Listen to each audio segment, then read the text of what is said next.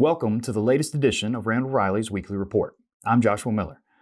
Now, we had to take an unexpected break from our normal video format last week due to snow and ice here in Alabama, but we're all thawed out now, so it's back to business as usual. Let's get into this week's report. This week in job board searches and clicks. Overall, last week saw the largest number of clicks on trucking job postings since last August. And while clicks were up, search volume dipped just slightly.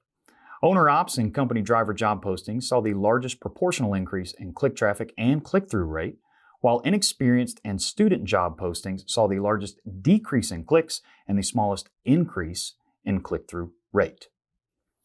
Truck driver searches were down 1% week over week, up 13% month over month, and up 58% year over year.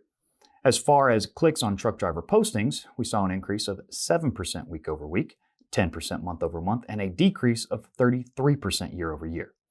With these kinds of changes, it would seem that there is likely an increase in interest from drivers, but there are other factors contributing to these trends. This week in freight. As I mentioned in the open, we were hit with some winter weather and storms last week, as were huge swaths of the country. Those winter storms played a role as spot load volume and the imbalance between load postings and truck postings increased drastically. Total load volume rose around 14% week over week. Load postings for dry van were up 34% week over week, while refrigerated went up by 37% week over week. However, flatbed dipped 3% week over week. And although flatbed was down, it does remain close to the all-time high set just 3 weeks ago. Truck postings took a nosedive due to the winter storms across the country, dropping 26% week over week.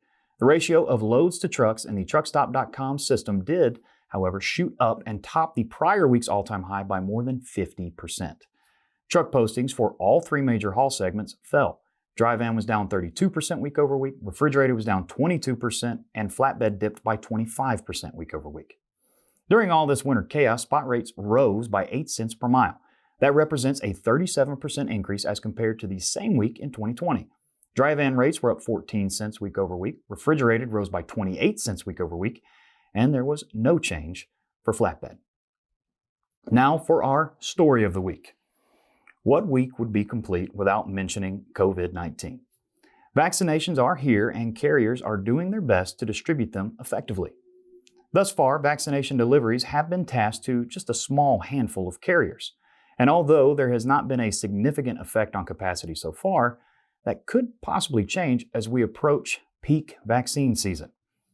With the special climate requirements for both the Pfizer and Moderna variations of the vaccine, the coordination and delivery must be much more precise than any typical reefer load. At this time, it doesn't look like any new carriers will be tapped to help distribute these vaccines, and that means as more and more vaccine shipments are tasked to a relatively small and select group of carriers, more opportunities could begin to open up for all of the other fleets. Vaccine distribution will take precedent over all other shipments, and that means if any loads are deprioritized or dropped in order to facilitate those vaccine shipments, other fleets will have new opportunities to step in and fill the void, even if only for a short time.